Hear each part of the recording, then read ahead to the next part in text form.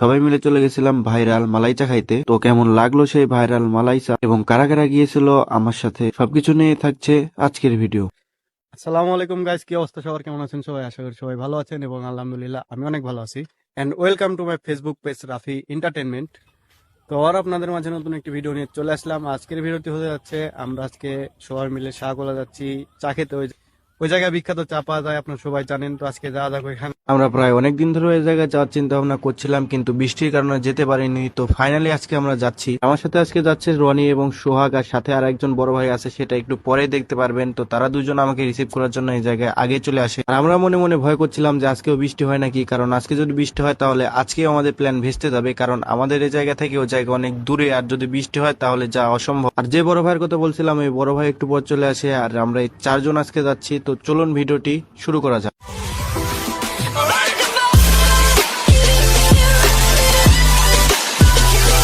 দেখে বুঝতে পারতেছেন যে কেমন সুন্দর ওয়েদার, আর আমরা সাথে হেলমেট নিয়ে নিছিলাম, কারণ আত্রায় মাঝে মধ্যে পুলিশ ধরে, তো আমরা চাই না কোনো ঝামেলার মধ্যে পড়তে। আপনারা দেখতেই পাচ্ছেন যে আমাদের নদীতে নতুন পানি চলে আসছে। তো নদীতে একদিন গোসল করতে যাব, সেটা নিয়ে আলাদা একটা ভিডিও করবো ইনশাল্লাহ। আর হাস্যকর হলে সত্যি কথা যে আমি এটা দিয়ে দ্বিতীয়বার যাচ্ছি ওই শাহগোলা ওই জায়গায় চা খেতে। এর আগে একবার শুধু গিয়েছিলাম, তো এর আগের বারের এক্সপিরিয়েন্স খুব একটা ভালো ছিল না। তো দেখা যাক এবার গিয়ে কেমন অভিজ্ঞতা হয় আর কেমন ভালো লাগে। আমরা যেহেতু চারজন যাচ্ছিলাম, তাই আমরা দুইটা বাইক নিয়ে যাচ্ছিলাম। আর দেখতে পাচ্ছেন আমাদের সাথে দুই বড় ভাই আছে, আর হ্যাঁ, তাদের মধ্যে একজন কিন্তু বিবাহিত। যাই হোক, আমরা যেহেতু বাইক নিয়ে যাচ্ছিলাম, তাই আমরা চারিপাশের ভিউ গুলো খুব সুন্দরভাবে এনজয় করতে করতে যাচ্ছিলাম। আর চারিপাশের ওয়েদারটা খুব সুন্দর ছিল, যার কারণে খুবই ভালো লাগছিল আমার কাছে পার্সোনালি। তো প্রায় অনেকক্ষণ পর আমরা আত্রাইতে পৌঁছে যাই। আমরা বাইক নিয়ে যার কারণে আমরা খুব তাড়াতাড়ি আত্রাইতে পৌঁছে যাই। আর আমাদের এই জায়গা থেকে আত্রাই বেশি একটা দূরে না। আত্রাই যে সুন্দর রাস্তা, এই রাস্তা থেকে গেলে মাথা ঠিক থাকে না। তো বড় ভাই এই জায়গায় রাস্তায় উঠে যাওয়ার পর সে টান দিয়ে দেয়। তো বড় ভাই যেহেতু এগিয়ে গেছে, তাই আমাদেরকে এখন বড় ভাই সাথ ধরার জন্য একটু জোরে জোরে যেতে হবে। তো এখন আর বেশি কথা বলবো না, আপনারা কিছু ভিউ এনজয় করেন।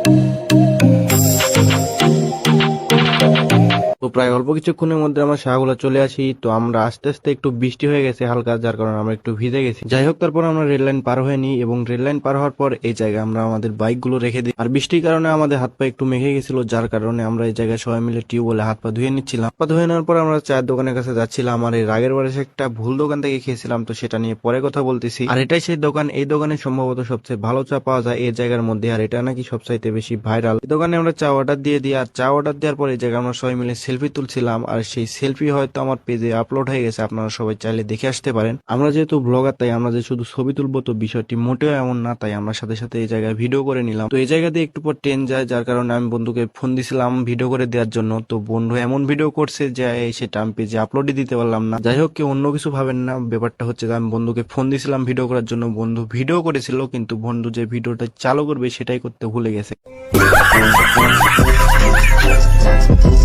যাই হোক, যেটা হয়ে গেছে সেটা নিয়ে কষ্ট পেয়ে লাভ নেই। তো আমাদের চা হয়ে গেছে, তাই আমরা এই জায়গায় চলে আসি। আর এটাই হচ্ছে সেই বিখ্যাত মালাই চা, যেটা খেতে মানুষ দূর দূরান্ত থেকে আসে। আপনারাও চাইলে চলে আসতে পারেন, আশা করি ভালো লাগবে। আর এই জায়গায় আসাটাও খুব সহজ, কারণ এটা রাস্তার পাশেই। আর চা আসার সাথে সাথে এই জায়গায় দেখি যে বন্ধু মুখ মাখিয়ে খাওয়া শুরু করে দিয়েছে। যাই হোক বন্ধু, এই জায়গায় সরম পাওয়ার কিছু নাই, এখানে আমরাই। তো বন্ধু চা খাওয়ার ভিডিওটা দেখলেন, এখন আমি চা খাই সেটার ভিডিও দেখেন। দোস্ত এটা কিসের মতন স্বাদ লাগিচ্ছে? কপাল ভাই কপাল, একটু যে শান্তি মতো ভিডিও করবো তাও এই জায়গার মেয়েদের জ্বালায় উপায় নাই। যাই হোক, এই জায়গায় বড় ভাই চা খাচ্ছিল, আর বড় ভাইয়ের এক্সপ্রেশনটা খুব সুন্দর ছিল। এই জায়গায় দেখি শখ ভাই তো মেয়েদের দিকে তাকিয়ে খাচ্ছে। এই জায়গায় যে তার দিকে আমরা ক্যামেরায় ধরেছি তার কোনো খেয়ালই নেই। তো শখ ভাইয়া, এটা তোমার জন্য। 2000 years later. তো আমাদের চা খাওয়া শেষ। তো এখন সবার কাছ থেকে জানবো কেমন লাগলো, কার কাছে কেমন লাগলো চা। বন্ধু, কেমন লাগলো চা? এতগুলো লোক থাকতে আমি দিব প্রথমে, হ্যাঁ। বলে তারপর আমি দিব। তুই একটা সম্মানীয় ব্যক্তি, আমি যদিও সম্মানী ব্যক্তির সবাই জানে, ভালো লাগেনি একটু। ড্যাম ভাই, আপনার কাছে কেমন লাগছে? এই বরাবরই ভালো লাগে, এবারও ভালো লাগছে। ধন্যবাদ। ভালো ভালো ভালো ভালো। তো এর আগে আসছিলাম, আশা হচ্ছে যে মানে সিন্ডিকেটের শিকার হয়ে আমরা অন্য দোকানে চলে গেছিলাম। তো পরে এক ভাই দেখা দিয়েছিল তো ওই দোকান থেকে খাওয়া যাবে না, মানে মেন যে দোকান বা যে দোকানে ভালো পাওয়া যায় ওই দোকান দেখা দিয়েছিল।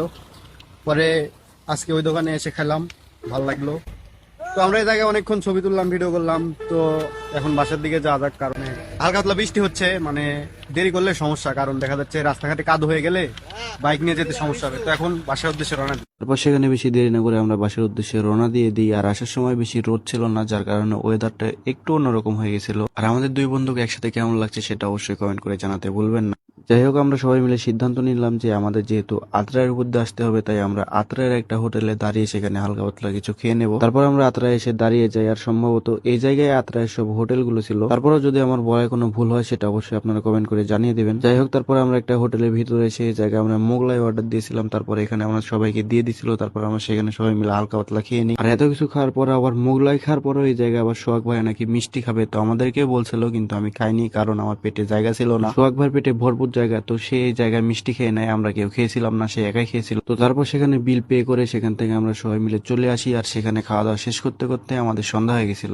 2,000 years later. তারপর আমি সেখান থেকে সরাসরি বাসায় চলে আসি। আর আমার ফোনের চার্জ শেষ হয়ে যাওয়ার কারণে ফোন বন্ধ হয়ে গেছিল, যার কারণে আমি কোনো ভিডিও করতে পারিনি আসার সময়। যাই হোক, আজকের ভিডিওটি আমি এখানে শেষ করে দিব। আর আজকের ভিডিওটি কেমন লাগলো সেটা অবশ্যই কমেন্ট করে জানাতে ভুলবেন না। তো যদি ভিডিওটি ভালো লাগে তাহলে ফটাফট like, comment, share and follow করতে ভুলবেন না। তো দেখা হচ্ছে পরবর্তী কোনো ভিডিওতে।